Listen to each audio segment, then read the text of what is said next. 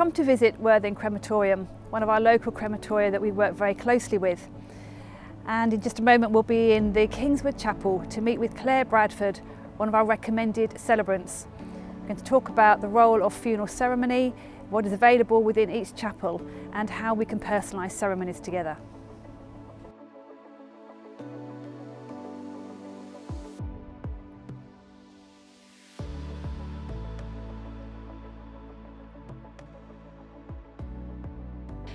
For our time together here, we are within the setting of a crematorium chapel. This is you'll be very familiar, this is the Kingswood Chapel at Worthing Crematorium. Yes. One of our local crematoria, for you too as well, I think. Just up the road. So if we could just explore some of the options or the variety of decisions that people can explore, because we're very for that, aren't we, to say this is a confine of a room, of a space, because the funeral format will be for a cremation. So thus we find ourselves here for people who want to be at the crematorium chapel. We also can meet in a different location, and ultimately the coffin will be brought here. But in my experience of travelling all over the south, really, perhaps as you too, there are very modern chapels, such as this one here. Some are far more, feel like quite churchy and very traditional. So let's talk through a little bit about what's available in the chapel. That's helpful for people, because I know that it's really valuable that we have the same amount of information, you and I, that we can share with the family and echo conversations.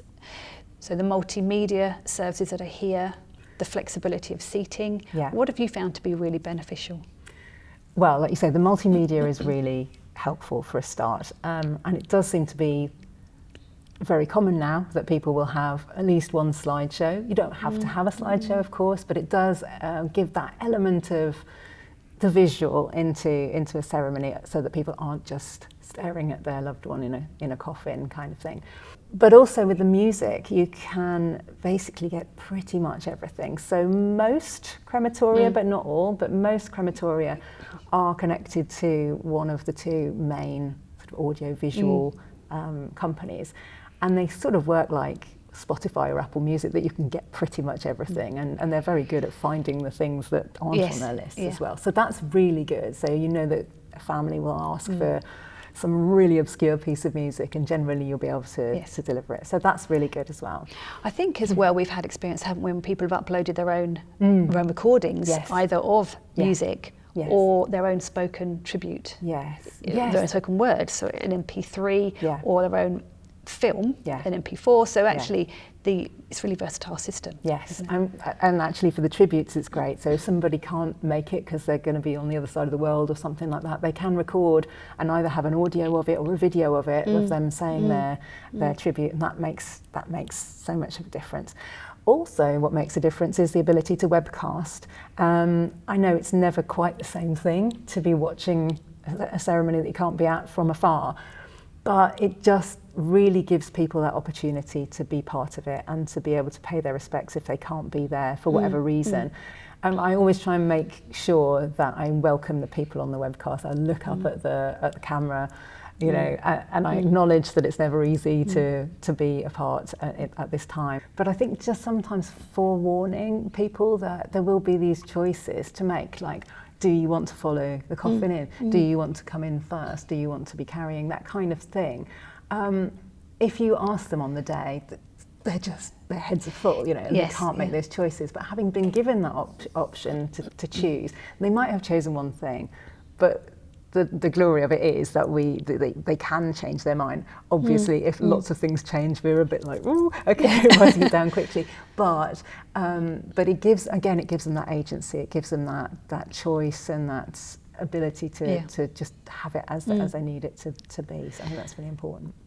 Within the chapel setting here, as is common in a lot of crematoria, there is a wooden cross, but we know that can be moved, that can be taken away, so people can ensure that the space is appropriate for them.